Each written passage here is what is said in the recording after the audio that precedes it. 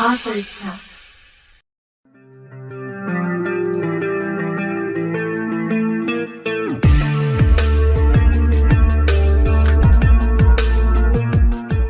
Hello, I'm Dr. Larry Carnes, and welcome to Books of the Month. We're so excited to have you with us, and we have a very special guest with us. We're going to be talking to Titus today, and he has a book that is so powerful, Born with a Vision. Titus, how are you, man? I am grateful to be here. I'm thankful to be here. I'm excited to be here, and I'm humble.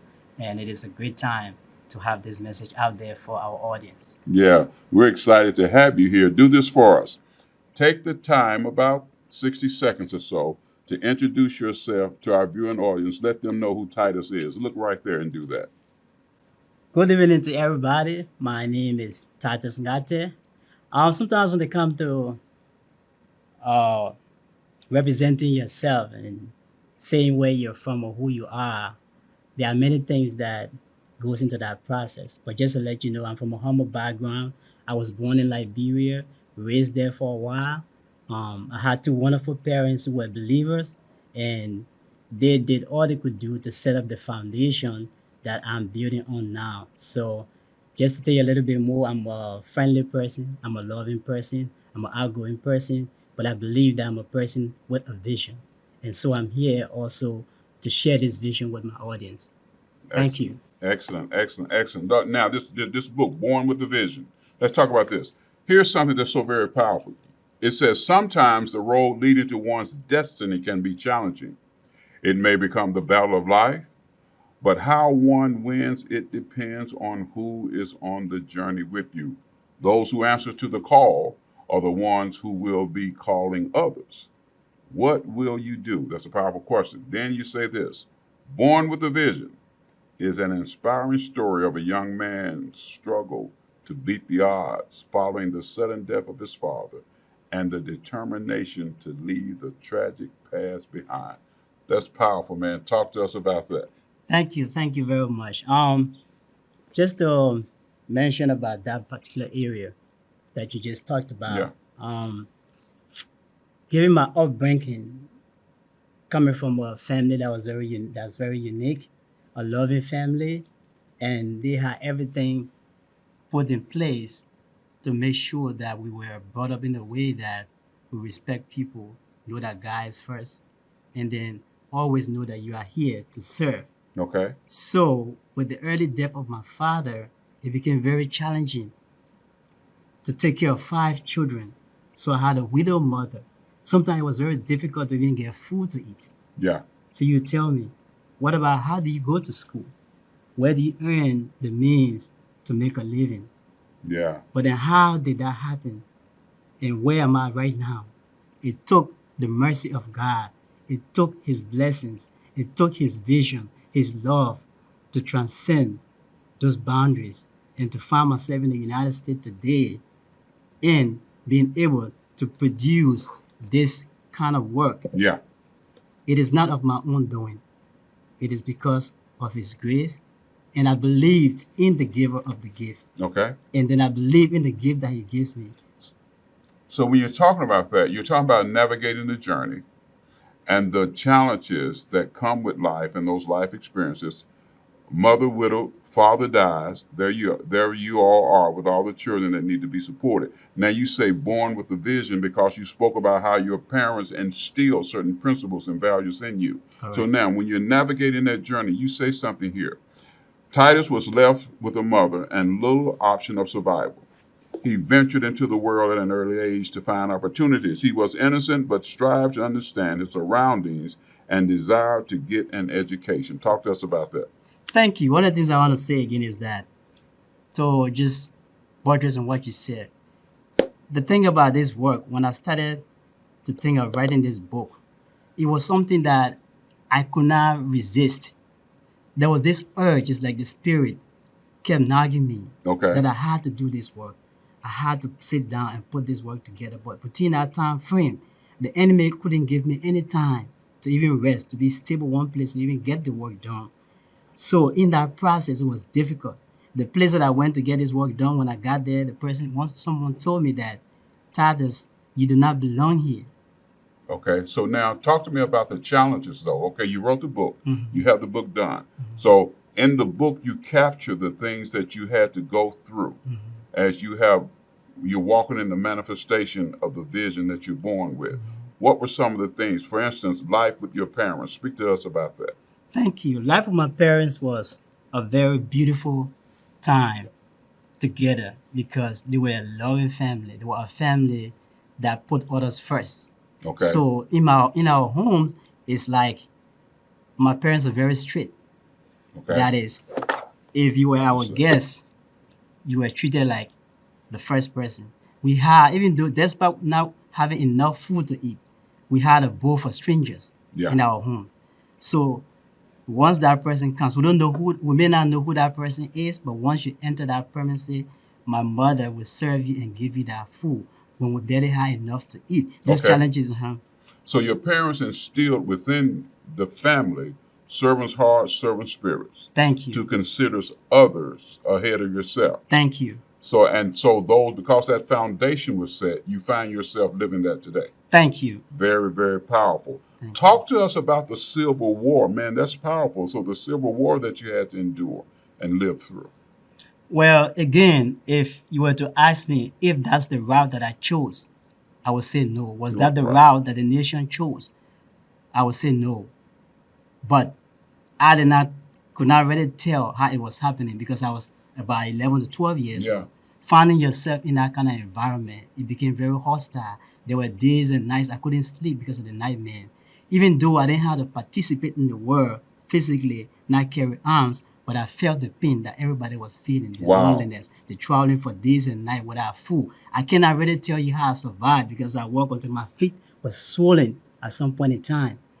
Days without food, not barely having enough water to drink. Yeah. So if you look at what God did, taking me from over there, I'm not better than the rest of the people. Right. Some people didn't survive the Civil War. Okay. We lost family members and friends and loved ones. So now here it is. Now you talk about navigating this journey. This is very powerful. Mhm. And so what we want our viewing audience and those who are watching to do, we want them to get some of these nuggets because you're sharing some very important life nuggets of how in the midst of struggle, in the midst of challenges, in the midst of things, you have the ability to persevere. And you talk about your faith in God, what your parents instilled in you.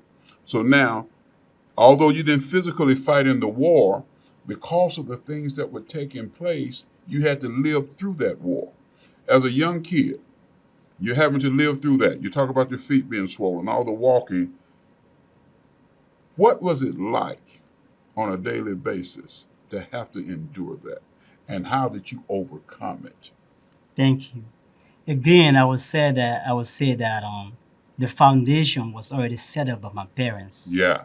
And what that means, what I'm trying to say is that I had something to take with me, even though I was at that age, but I was already taught that I can depend on the one who gives me life, that Yeah, he's going man. to take me through no matter what.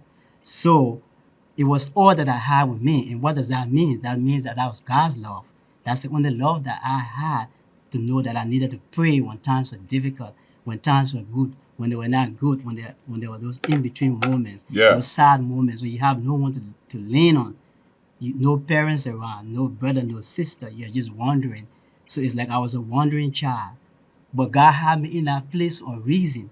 He wanted me to tell the story that you and I are sharing here today. Okay. And now you're part of this vision. And this vision is what we're trying to promote so that other people can know that they have something to offer the world. It doesn't matter where you're from.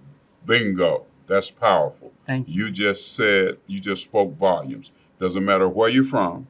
Doesn't matter the situation or the circumstances that you had to endure. You have something in you to offer. You know, I'm reminded as you speak here, as we get ready to talk about the border crossing in Guinea, in spite of the challenges, the vicissitudes of life, you knew that you had something to offer. Okay, so now let's talk about this border crossing. Well, the border crossing, it was the same situation we are talking about when we mentioned destiny. We got 4.5 minutes left. I did not know what God was doing. I just knew that I was separated from my parents. My father died at an early age. Yeah. My mother, I saw the struggles that she had to go through, but my mother was a very strong believer. Okay. This woman has so much faith that when she got a message from the spirit that God was leading her somewhere, she would just tell us, pack your stuff. Whether we have food, transportation, or nothing, we were on that journey. So what about the border crossing? And then the border crossing was when we left Liberia, trying to cross into Guinea just to survive the civil war. Wow. First to Sierra Leone, and then we got pushed out of Sierra Leone and then into Guinea. It wasn't easy being around the border for days and nights, wondering if we were going to cross over the borders to Guinea. I saw things I didn't want to see. Yeah. Young people lose their lives. Powerful. Who is this girl? Angeline, a woman that I will always remember, a very pleasant, beautiful young lady. I never knew what it was going to be like. But the moment we set eyes on each other, it's like it was just love at first sight. Wow. Wow. Powerful, powerful. Now let's get this because our time is getting away from us. The Lord made a way. Now this is what I want you to do. I want you to take 60 seconds, and look right here and tell our viewing audience how the Lord made a way for Titus doing all of this. Thank you.